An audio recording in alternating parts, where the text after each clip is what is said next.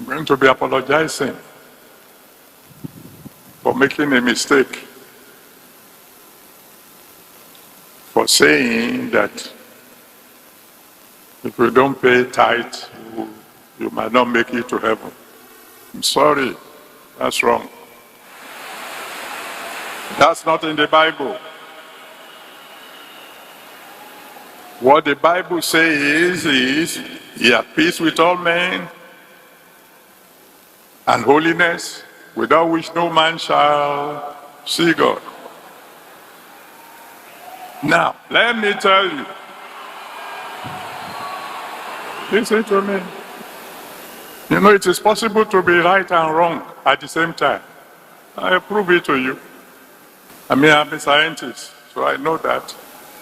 For years, we taught that light travels in straight lines. Now, is that correct?